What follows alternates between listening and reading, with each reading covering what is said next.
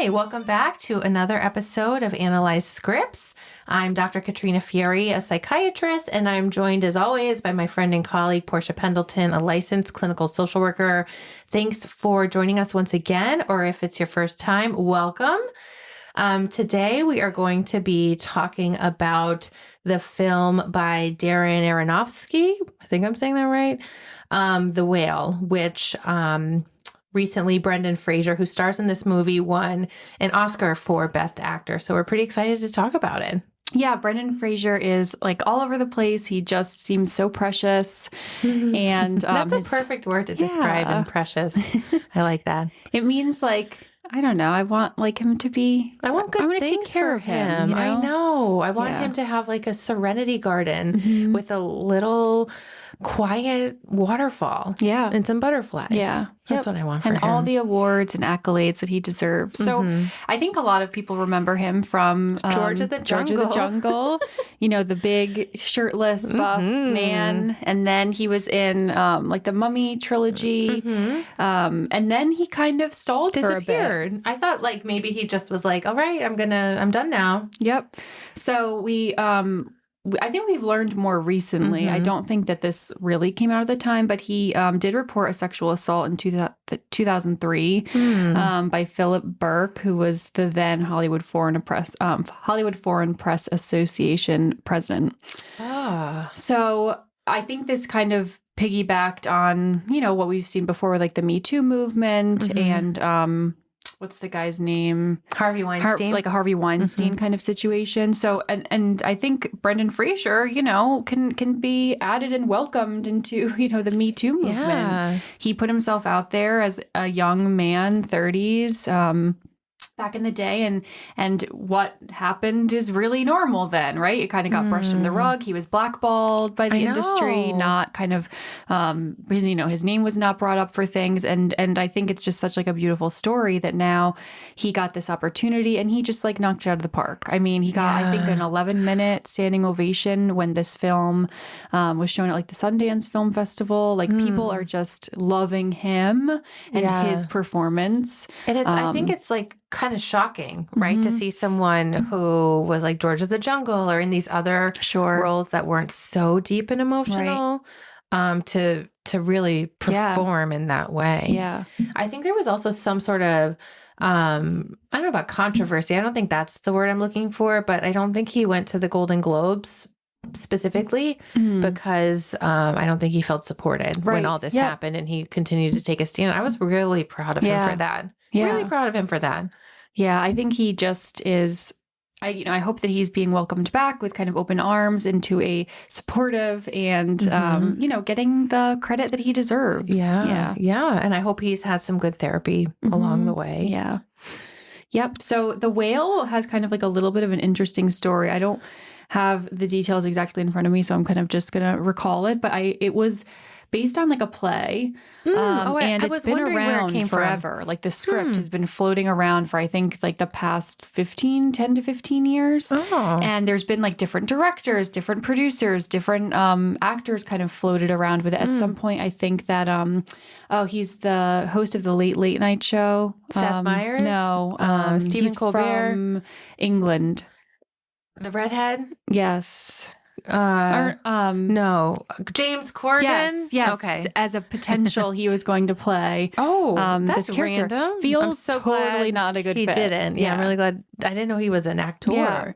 I don't know. That's what I saw.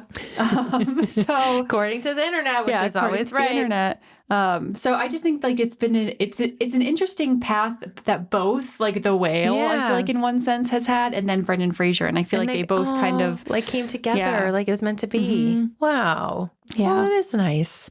So why don't we do like a little brief rundown about like the premise of the movie? Okay. So if you haven't seen it, but you want to kind of just like hear the podcast episode, we'll try to, you know, give you some context. So yeah, but also I think we wanted to include a trigger warning with this episode because The Whale is a really emotional film, and we will be talking about some pretty intense themes today, including disordered eating patterns, strained parent-child relationships, abandonment, trauma, and suicide. So we did just want to give that little warning because it is intense. And even if you haven't watched the film yet, again, do so, but just be aware it's intense. Yeah. Mhm. Yeah. I definitely was feeling a lot of emotions throughout the movie. Yeah, and it's really interesting that we both left the movie feeling very different, but very strong feelings. So we'll talk about that. So the premise I recall from this movie, again, I feel like I was so angry at the end. I've like blocked some things out, which is interesting. But basically, we see this very obese man. And I don't know, we wanted to talk about like even what terminology we wanted to use to talk about his character. Yeah. So, I mean, there is like kind of I guess, a split field with just like how to refer to someone who's in like a much larger body. I think, some people would prefer just to be called fat. This is a fat man. Other people, I think, prefer to use more like just medical terminology, and it's like with non-judgment, but just kind of stating more of like the facts. Most likely meet medical criteria for morbid obesity. Yep. So I think maybe we will use interchangeable language throughout the podcast, whether we, are referring to him as fat and a large body or morbidly obese. Yeah. And we'd be curious to hear your thoughts about what you think about these words and terminology. As we talk about these tough issues. So anyway, Brendan Fraser plays Charlie, who it looks like is a teacher for like an online college writing course. And he also appears to be somewhat of a hermit. The whole film takes place in his apartment. Yeah. My husband, he's so witty. He kept saying like, wow, they really saved money on the budget there. Yeah, I had that thought after. And again, like such a, quote unquote, like low budget film. Like, there's not really per se, like, these crazy special effects and like, all of these sets. It's like they built this set, his home, and we really don't see anything outside of it besides this like one flashback. So, totally like a beach scene. But yeah, it's like around the apartment. It's in the apartment. It's right outside his apartment door, the parking lot of the apartment. Right. And we didn't know for a while, was it an apartment or a house, right? Like we just start off right in the house and in the home. And then as the film moves on, we see the different rooms and like the one room he's kept locked and things like that. And then at some point, I don't remember exactly how far into the movie, but not right away, we see that he's actually on the second floor. And so again, that sort of was like, well, okay, now I see why he really doesn't leave because he has a lot of mobility trouble. But so basically it seems like this film is sort of capturing the last week of his life. Right. That he is, morbidly obese and dealing with all of the medical consequences that unfortunately come with that. As a physician, I thought they did a really good job accurately depicting that. They depicted hypertensive emergency, with his blood pressure being, I wrote it down actually. I was going to ask you. I wrote it down too. In my notes, my first note was, whoa, he's masturbating. That was a surprise. Yes. Just real quick. Yep. And then the next one, his blood pressure was 238 over 134. And I have 3 exclamation points because that is so scary high. Normal blood pressure is around 120 over 80. So that is really high. In us physicians, we really worry about the bottom number, the diastolic number. I mean, we worry about both, but especially the diastolic number. Like we worry about it when it's between 90 and 100.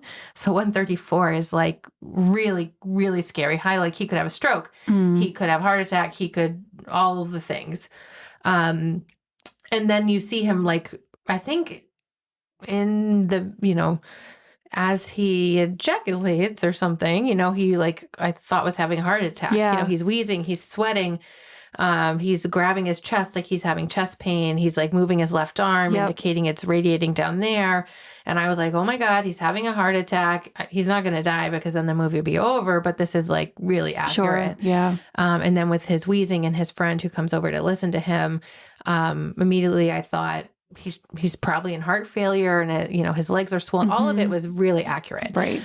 So again, from a medical perspective, I thought they did a really good job portraying that and the struggles of living in such a large body, like with the walker, with the wheelchair, with all the assistive devices like the Hoyer lift to get in and out of the bed, things to grab things from, up high or down low. He alludes at some point to having like bed sores and things like that, which is probably true if you're not able to move around too much. So I did think that was spot on. Yeah. And I think kind of right away we are introduced to like a couple, again, like not a big cast. So there's like 5 characters. So there's Brendan Fraser, who's Charlie. And then there is his friend, it seems like longtime friend, who is a nurse, I believe, or some kind of medically trained She looks like a nurse. Liz, I think was her name. She was nominated, I believe. Yes, played by Hong Chow. Yep. And then Thomas, who is this like traveling missionary, seems like, but then there's a little bit of a twist at the end. His daughter, who's played by Sadie Singh. Ellie. And then we briefly see Charlie's ex-wife and Sadie Singh's or Lily's or Ellie's mom. Mary, who was played by Samantha Morton. Yep.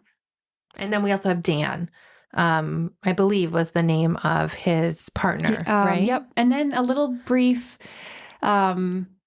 character of the delivery person. Yes, the delivery person. Yeah. That's right. Yep. So I got kind of sidetracked summarizing the plot.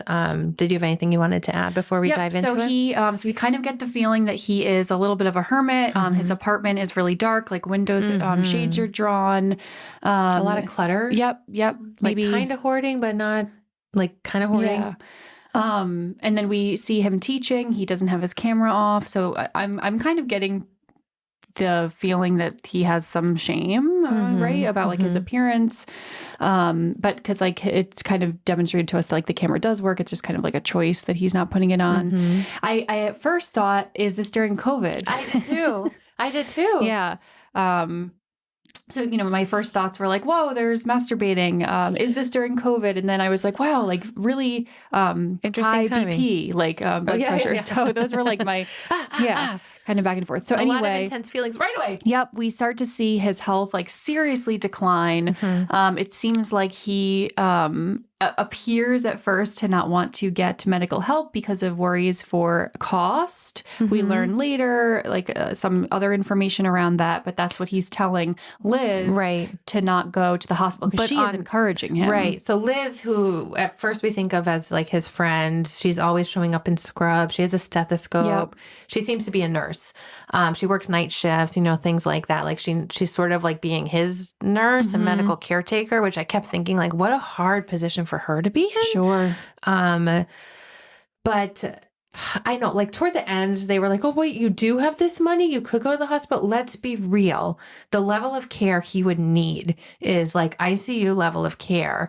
That is crazy expensive. Like his bill would be astronomical. Yeah. Like the $140,000 or something that he has would not cover it. It may be like 2 days. Is you can afford health insurance. Oh, like, okay. There we go. Yeah. Right now, I feel like that's also something that I wanted to spend a little bit of time talking about. It's just like health insurance and kind of from our perspectives, his potential barriers or just like potential systemic barriers. But my thought was really like, he might not qualify for like Medicaid. Maybe he does make too much, but then I would assume that there is some kind of supplemental insurance or that he would be paying into something. And again, even if he was paying into, like a high deductible and his deductible was like $15,000, that's way true. less than, right? Like that's true. Hundreds of thousands and millions of dollars of his bill. So it's that's like, so true. Yeah. That's where I was like a little angry. Kind of like it felt like a little bit of misinformation, while I'm very aware that health insurance can be wildly costly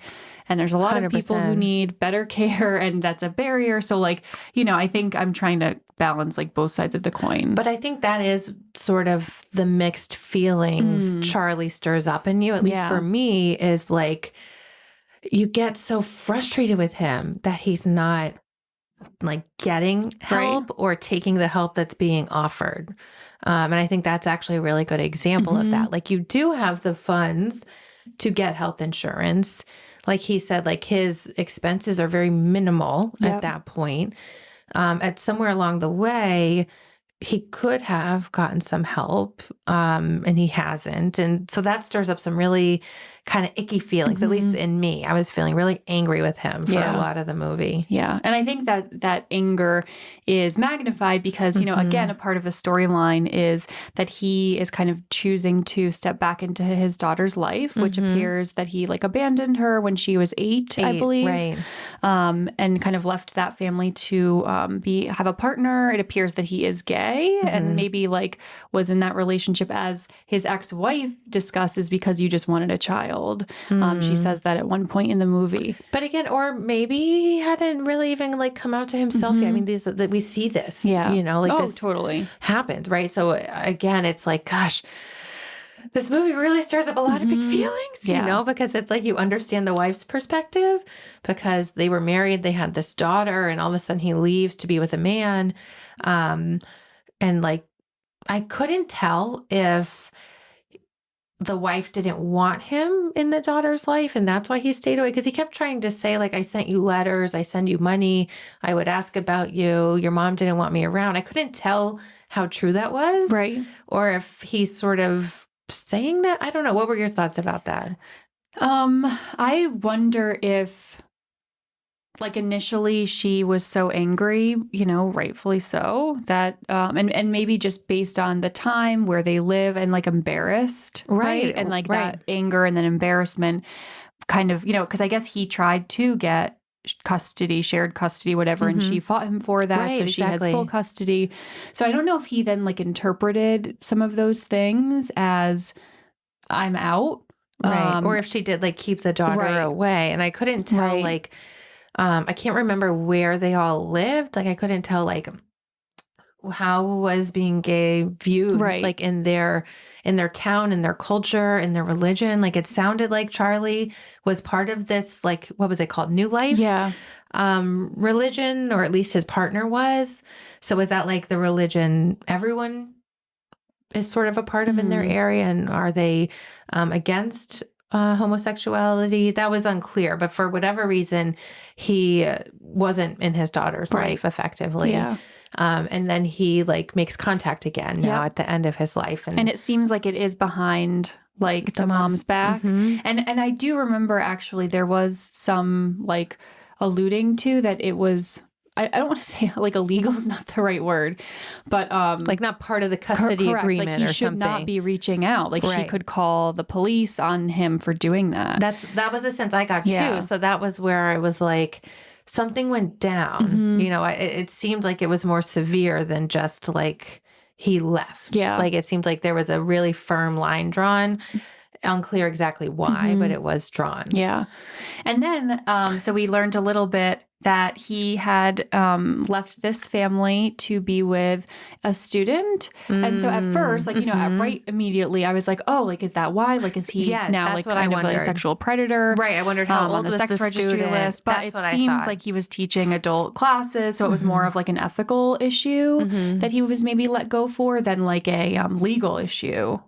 You know, like you're in a position of power, but you're both like adults. Right. But I had that thought too. I was like, is that why the line was so firm with the custody or something like that? But I think he said that Dan was in grad school and it was like night classes, if I remember correctly. And he wasn't currently in his classes at the time when they got together. I don't know. I mean, so he's telling all of this to his daughter. So by the way, who he hasn't spoken to since she was 8 and now she's a senior and like just, hey, let me lay all this on you. So then kind of the second part of the film appears to just be around like his interactions with his daughter, Ellie, and then occasionally with Thomas, who is like, you know, this traveling, again, we believe to be missionary, and Liz, his nurse, like that's it. And then it gets very emotionally intense. Yeah. So why don't you want to start talking about his daughter a little bit? Fine. I have a lot of angry feelings toward Charlie for the way he interacts with his daughter. So Ellie, I thought, was like really angry, really feisty. It seemed like at she was at risk of failing out of school and he wanted to help her. So I can't remember now exactly like how he got her to come over that first time. Did he send her a message or something saying he had money for her? Or do you remember? I don't think he initially said that he had money for her, because he then says, like, I'll pay you. Mm-hmm. And then that's where she kind of chooses, appearingly so on the surface, to stay or to keep coming back. But it sounds like that was new information to her. Yeah. And it sounds like, he is an English teacher. And throughout the film, there is a lot of significance to this like paragraph about the whale from Moby Dick, right?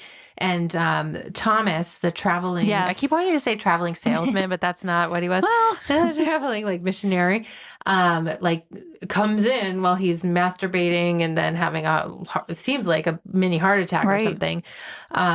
And he asks him to read this paragraph to sort of ground him and like bring him back and everything. And it's not till the very end of the movie that we learn that Ellie wrote that when she was much younger. And he's always kept it and like read it. And I think it really resonates with him. Yeah. Again, being, what some people would call a whale, like just based on his large size. I think in a lot of ways it resonated with him. And he sort of starts to say that he will help Ellie rewrite her essays so that she doesn't fail her English class. And then Ellie wants him to write them for her. And he kind of agrees, I think in an effort to keep seeing her. And there's this like tension or thought, I think, in his mind throughout the whole film about, like, is Ellie a good person or a bad person? And like even her mom toward the end is like, she's terrible. Like, I've had a really hard time raising her. You left me with her all on my own. And now you're coming in and going behind my back. And you told her about the money. She's going to spend it all and blah, blah, blah, blah. But she's very provocative. She really gets under everyone's skin, especially Thomas. And I'm curious what your thoughts were about this, like the final thing they talk about with her, like sort of telling Thomas's family if that was like a good thing or a bad thing, or we don't really know. Yeah, I think she did a really good job in the role. And I know her from Taylor Swift's 10-minute version. She's in it all too well, like the movie with Dylan O'Brien and also Stranger Things. But I really like Sadie Sink. I recognized her name. So I thought that some of the things that she was saying to Charlie, her dad, like you could feel how hurtful they were.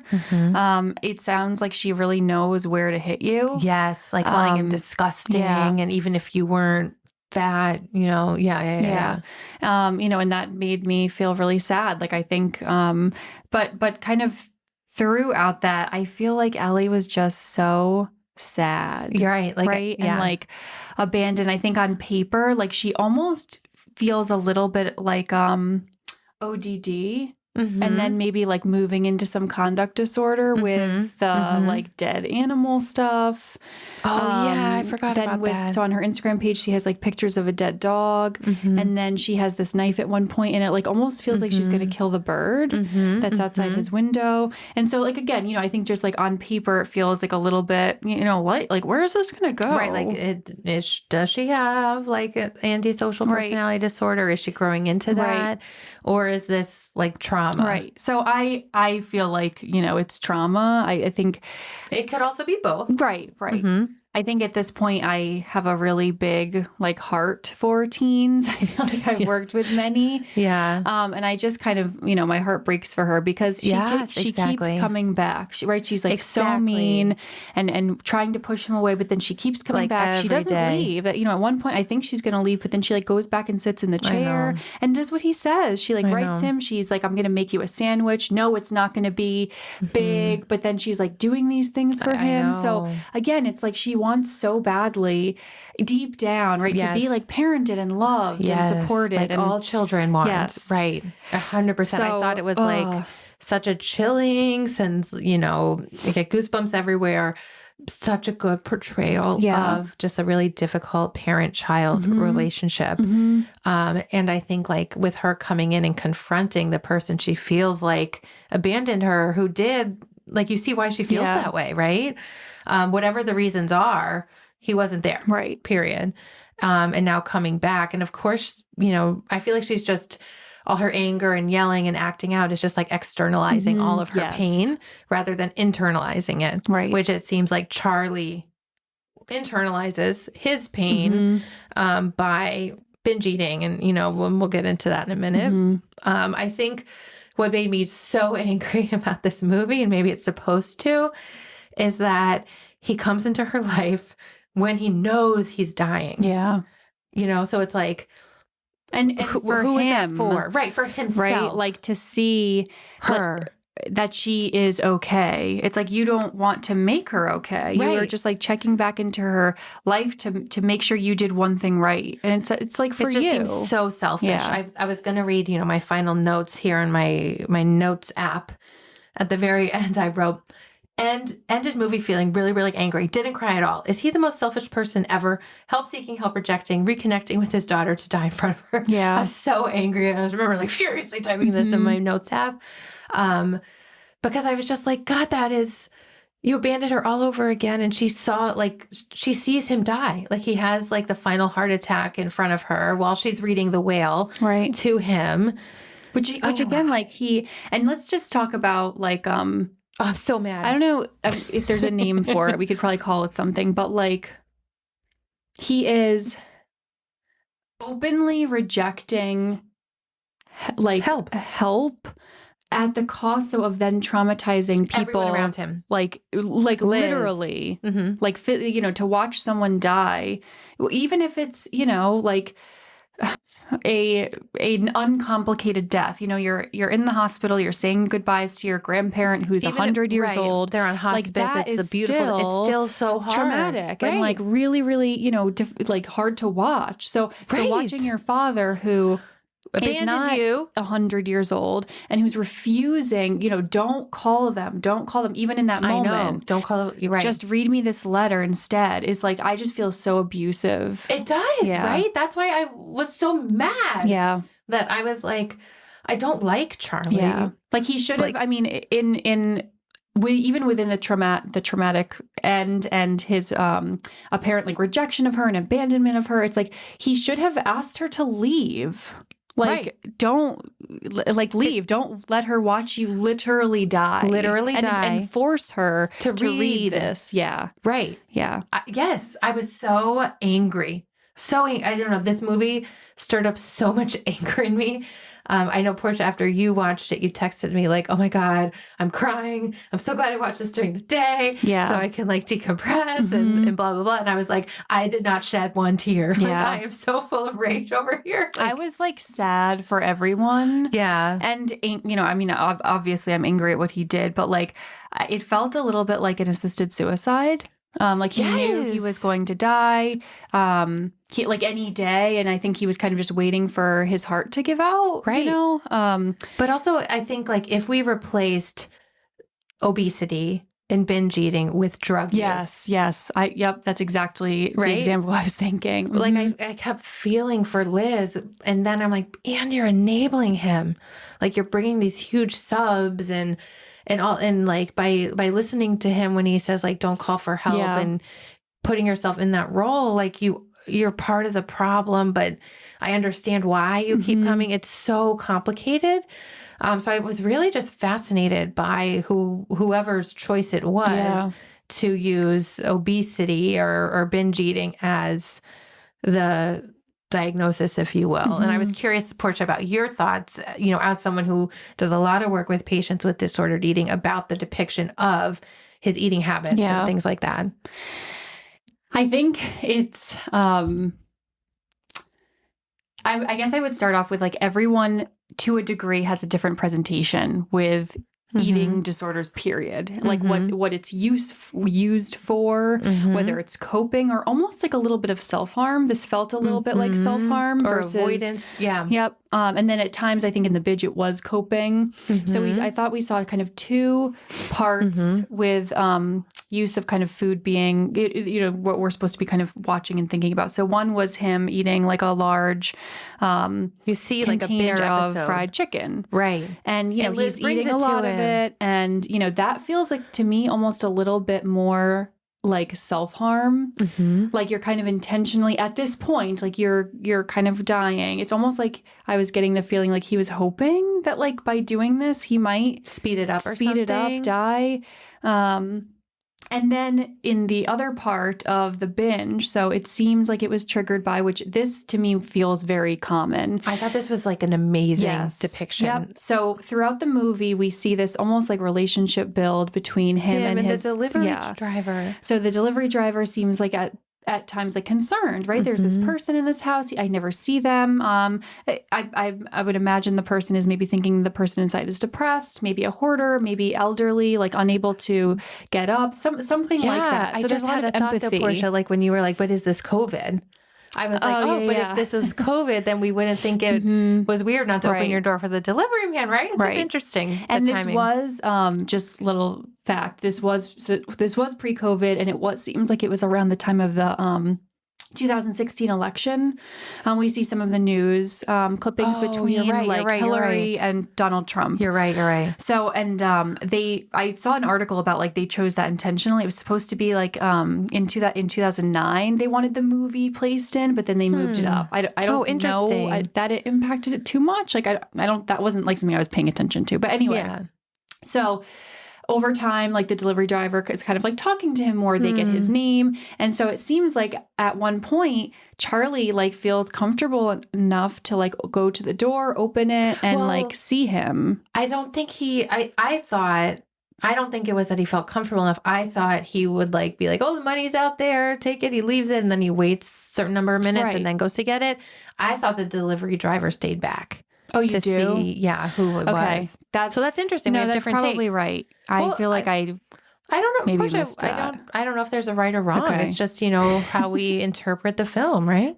So he goes to the door, and the delivery driver sees him and appears to be like really disgusted and like does not engage. Charlie sees that he sees him and appears to be like disgusted and not engaged, and kind of, he kind of like runs away. And so Charlie goes back inside and starts to binge. Yeah.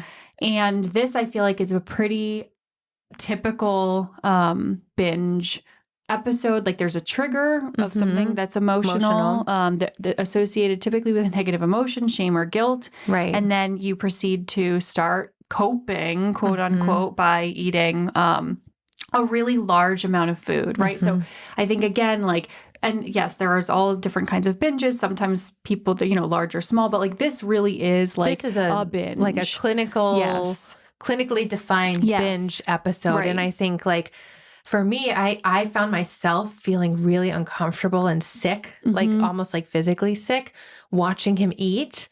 And I'm like, I'm sure they did this on purpose, but just like the way he was like eating so fast, he could barely breathe. He starts to get sweaty and red, and he's like drooling. And there's that really intense scene where he's choking on the meatball, and just all of it. I felt like, and I'm just getting chills again, like talking about it, I think just speaks to the intense emotions driving that behavior. Yep. That I just thought again was like really, really accurately depicted and really stirs up those feelings in the viewer.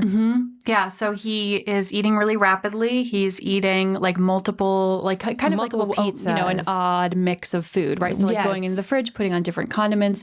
Like the things that don't belong together, like jelly with mayonnaise. And like that is binge eating, right? You're not eating like third helping a cake. Right. You're eating like a whole loaf of bread or like just sort of kind of odd things. So it's rapid, and we see it kind of end with he like unintentionally throws up. And again, like that is a difference between like a self-induced purge where, trying to kind of get rid of it. That would be more along the lines of like bulimia. But, you can end a binge with something like throwing up, and that's not considered bulimia because it's not intentional. Yeah. And, it's kind of all over him. Again, like it does bring up feelings of like disgust. It does, right? Like, and I think that's kind of intentional for the movie. Like they really want you to see that he is just like suffering. So the thing that I took away, and I think why I'm feeling a little more empathy as you talked, is that I just felt like his death almost to me felt like a suicide. Yes. And that is where I think a lot of my like empathy came from. I think what he did to Ellie is horrible. And I think that's why like I really cried. I think I cried like the last 10 minutes. I could feel it like building. I was like dissociating from my body from rage. Like I was just like watching it. Yeah. I was so angry that I was like, I can't get too close to this. Honestly, it was wild. Like the pain you could feel. I had to get, So I think that's why it was like very impactful to me. 100%. And I think too, like the whole story with Dan, his partner, is so tragic. So it sounds like, and at some point I knew this was coming. And this is where sometimes I feel like a genius, when I'm like, I can anticipate the storyline where I was like, oh my God, Dan is Liz's brother. Like I just, had this feeling. I didn't get that at all. And then he was. But so anyway, because I was like, how does he know Liz? Like he hasn't gone to a healthcare setting. It's not like she was his nurse and has like this inappropriate bond to him or, like continued trying to help him out of the hospital or something like that. It's not like she was a student of his, how does he know her? It doesn't seem like she's his neighbor, but maybe. But so it turns out that Liz was Dan's sister. And she was adopted into the family. And we sort of start to learn about this when Thomas, the traveling missionary person, says he's from this church. And she was like, I hate that church. And we learn that, the beliefs of that church. It sounds like, when Dan and Charlie fell in love, Dan was so racked with guilt, was my understanding, because that like wasn't okay in the eyes of the church that he ended up committing suicide. And so then you're like, that's why they're so bonded, because that was Liz's brother and that was his partner. And you do see some photos of him like around his apartment, and Charlie wasn't thin as you would think. Like he was always maybe living in a larger body, but not morbidly obese. And so to me, I then also started looking at his relationship with food as like his grief, like a depiction of his grief and his guilt and shame and almost like taking on literally the weight of Dan's death. And in that way, kind of like paralleling Dan's suicide, like you were saying, right?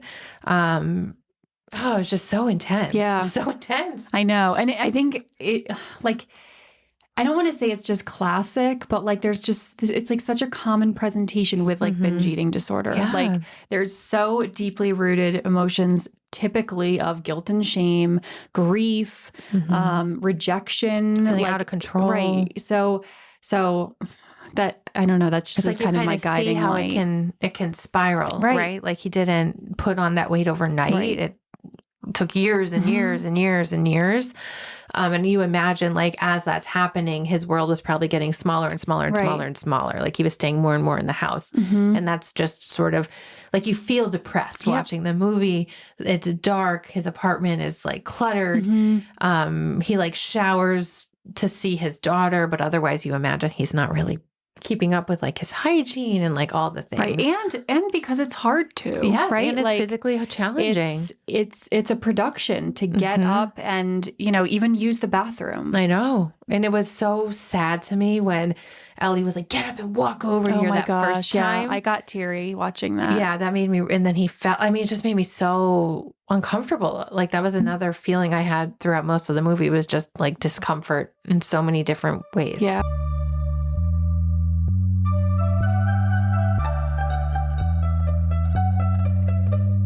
And he repeatedly throughout the movie says, I'm sorry, right? Like, I'm sorry, like over and over again. And Liz gets like so mad about it. Because like, you're not sorry. Like that's the thing. You can be both, but it's like. He needs some DBT. Right.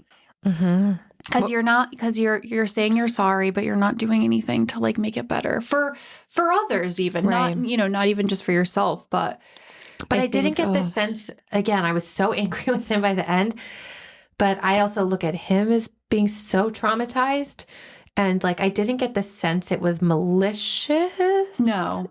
Right? Like, I just got the sense he was so hopeless and depressed.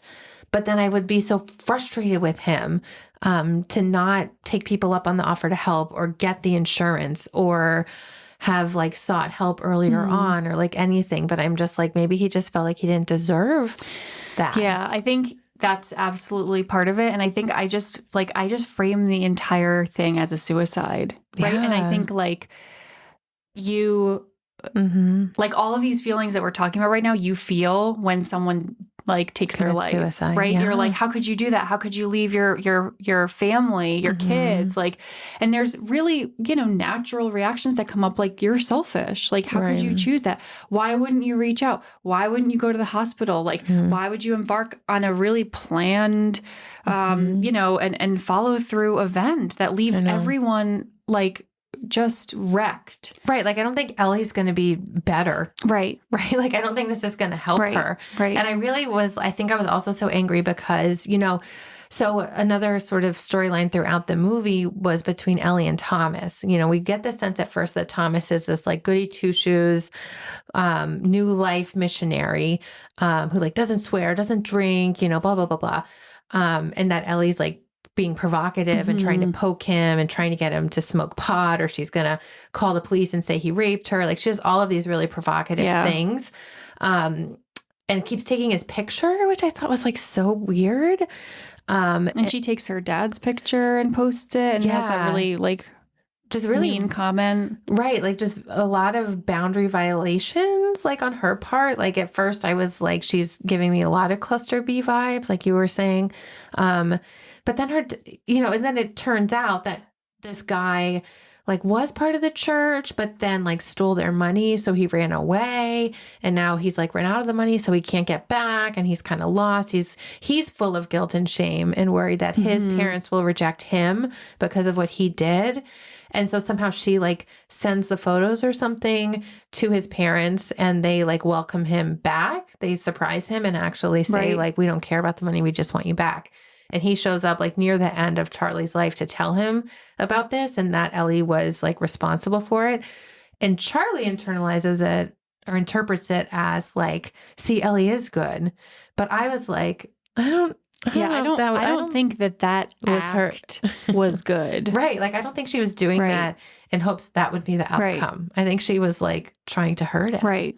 Right? Yeah. Okay. Totally. No, that's what I got from that. And I thought that like Ellie is just such a good example of how for some people, like events that happen in childhood can lead to, a later in life presentation, right? Like, and I think at this point, and I'm very hopeful with kids and teens, that like if she sociopaths, it turns out, if you listen to our episodes about Joe Goldberg. Yeah, that's my what is it called? Your Achilles heel. So I think, in a perfect world, if she could have worked and if her father had stayed alive and, healed his mental health and health, and she was able to get really good therapy and family therapy. Maybe even like go to residential. Exactly. Yeah. Like, I think that there is a path for her, but I feel like her watching him die is not going to help. Having no like closure, and now it sounds like no guidance from mom. It seems like mom is now checked out because she said to Charlie like, I raised her and you gave her the money, like that's the best that we could do. Right. Like, it's done. It seems like mom really also gave up on her, so I felt like she was like duly abandoned. Yes. Yeah. I just don't see like a great outlook for her. I don't either, and I don't think that was an act of like good for Thomas. I think she's always trying to like hurt people. Right. And I think what's scary and concerning is like it gets worse when you're an adult, right? Yeah, also just like there's more consequences. Like, you often as an adult are not referred to, out of the juvenile justice system, right? In like a residential instead of jail. Like, you're 18 and if you do something, I mean, she's threatening, like she's literally threatening Thomas. Like, you can't tell someone that you have to smoke pot or I'm going to tell people that you raped me. Right. Like, that's a really, I mean, provocative is a great word. Like aggressive, threat. Provocative. It is threatening. Right. Exactly. So I think you're right on the nose about her, like totally being this like ODD presentation. ODD, by that we mean oppositional defiant disorder, which is something that's diagnosed, I think, in teenagers, right? Yeah. It's kind of like the prerequisite to then conduct disorder, which is like a little bit worse. It's like, children specifically and teens who like, are very hurtful of others intentionally. And Right. typically there's a little extra layer there, like you're setting fires or you have killed like a small Some animal. animals. So, it's very concerning. And you know the difference. This is like the Yes. important Yep. thing we talked Yep. about again back in you. If you haven't listened yet, please go back and listen. But this is the flavor of the type of personality that unfortunately will become antisocial Yep. personality disorder with a lot of criminality. Like, you know the difference between right and wrong, and you want to do wrong. Right. You want to hurt other people. And a lot of times kids who meet this criteria do have a trauma history, and you're like, you were so hurt. Now you want to hurt others, And so it's just, it was interesting that it was a daughter. Yeah. I feel like oftentimes we see this in boys, right? Like boys are more often diagnosed with that. Girls are more often diagnosed with like borderline personality disorder. So it's interesting to see a depiction in a girl. Yeah. Yeah. No, that's a good point. Oh God, I need a shower. Yeah. I mean, the movie is just like, I think it just made me, it just made me sad. It just made me feel really, really like everyone was suffering so deeply. Yeah. And no one, even Liz, right? So she finds out at the end, because Mary, right, is that his ex-wife's name? I think so. Yeah. Something like that. Because she kind of does bring up the fact that he has, I think, like around $120,000. Something like that, yeah. Which again, he's planning to leave to Ellie. And Liz is just like, What? so you were able to Get health insurance this whole time. and she talks about her car, right? So Right. at some point she was walking in the snow and rain to him to bring him things. And she was just, you could see so hurt that he, was not helping himself, but also like her. Like, and I think that the Charlie-Liz relationship is a really good depiction of a codependent relationship, right? Because they're each enabling each other and getting their own kind of psychological need met. I don't know. What do you think? And have a shared, I think, they have also that shared trauma that they're both like using each other to cope with. And again, it's not, I feel like that sounds bad, but it's just like, we also just do that. We find ways to cope, and they're using and coping with each other in an unhealthy way. Right. What did you think about the moment when Charlie was sitting, he was sitting down and Mary kind of came over and was putting like her head on his chest, and they were just kind of like having that moment? I honestly don't remember it because I think I was so angry by the end. I blocked out a lot of, I guess, tender moments. I thought it was like she was kind of saying goodbye. Probably. Yeah. I could see. I mean, I think they all knew who. I don't know if Ellie understood he was dying. Oh, we didn't talk about her giving him the Ambien. Oh, God. Yeah. I mean, again, like... Yes. I mean... These are the things that like cross over from like being a rebellious teen and like not listening to mom and dad's rules and breaking curfew to like egregious behaviors, right? Like literally drugging someone. Right. Like you could have killed him. Yeah. And then it also gave a sense that like mom is maybe taking a lot of pills or something at home, and I think drinks a lot, she said. So also not really checked in. Oh, God, it was just so sad. I think I just really get sad when kids are abandoned by their parents. So. I think that's hard for me to watch. All right. Well, any other final thoughts about this movie? So when we were talking about Charlie's size, and, it definitely does take time to get into this position. And I wanted to point out, like, in all ways, right? Like mentally, physically, it's like this isn't something that a large size of chicken wings does, right? It's repetitive behaviors over and over and over again, kind of in all ways, with also a lot of healthcare avoidance. Yes. And I think, there's a double-edged sword to that. So I think a lot of people in larger bodies feel a lot of shame and can experience like fat phobia. Yes, in settings. Even for medical professionals, 100%. So there's a lot of avoidance, which is really too bad, because that's like, if you were with a provider who was really offering like support and guidance in a non-judgmental and shameful way, but maybe even just like the same information, like you would feel more comfortable going, if you get to your healthcare setting and it's, like it was a challenge to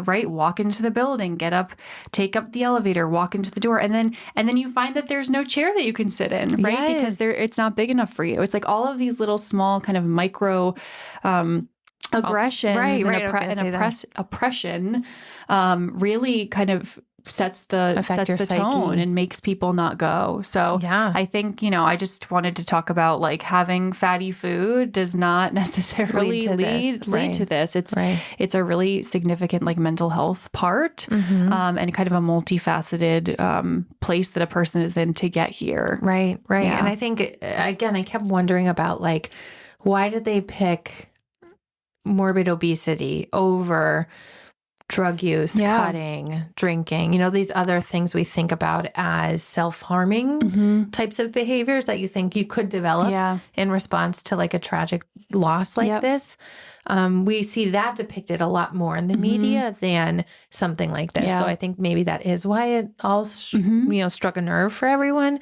And I thought overall they did a remarkable job portraying binge eating, the medical consequences that would come from living in a morbidly obese body, and all the big feelings that he was probably feeling is what gets stirred up in us as we're watching it, which was really fascinating. Yeah. It's something we talk about a lot, and I think is important, and I hope we keep reiterating with our show is, bodies come in all different shapes and sizes. And unfortunately, the medical field can be inherently fat shaming. If you adhere too much to like the BMI standards, which as it turns out, like aren't really predictive of overall health and longevity. I think there is some evidence that people with on the lower end of like the overweight BMI are sometimes healthier. They might not have high cholesterol or high blood pressure and things like that. And a lot of people with a lot of muscle mass weigh more. And so BMI is really not that accurate, but it's something a lot of people use. I think it's, some of the advice that I give is really just kind of following what, and to a degree, like what your lab work says. And like, if you are eating in general a balanced diet and you're moving your body in a way that feels good to you and you're living kind of a lifestyle that feels good and your lab work is good and you're not having like health issues, it's like, you're probably okay. Right. And I think that's so true. Like people who appear and are in many other ways, like very physically healthy can have really high cholesterol because it's genetic and, there's parts to all of this. So I find that very interesting. Yeah, that's the other thing is like, even if you do all those things, if you have a family history, you still might develop it. Like you could be thin and still get diabetes because you're genetically predisposed. It's not only like a quote unquote, like fat person disease. So I don't know. I think we feel really strongly about that. Yeah. But this movie was intense.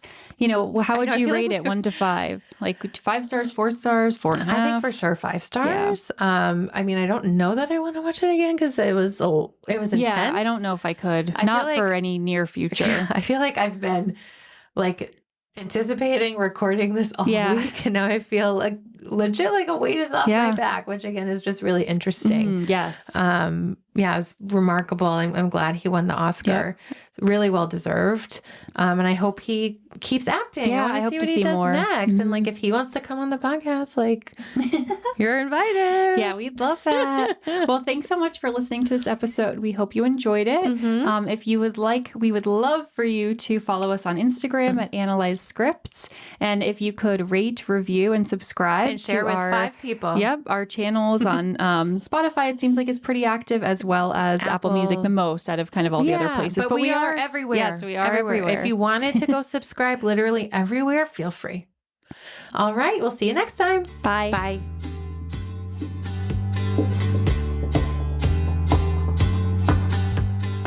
This podcast and its contents are a copyright of Analyze Scripts, all rights reserved. Any redistribution or reproduction of part or all of the contents in any form is prohibited. Unless you want to share it with your friends and rate, review, and subscribe, that's fine. All stories and characters discussed are fictional in nature. No identification with actual persons, living or deceased, places, buildings, or products is intended or should be inferred. This podcast is for entertainment purposes only. The podcast and its contents do not constitute professional, mental health, or medical advice. Listeners might consider consulting a mental health provider if they need assistance with any mental health problems or concerns. As always, please call 911 or go directly to your nearest emergency room for any psychiatric emergencies. Thanks for listening and see you next time.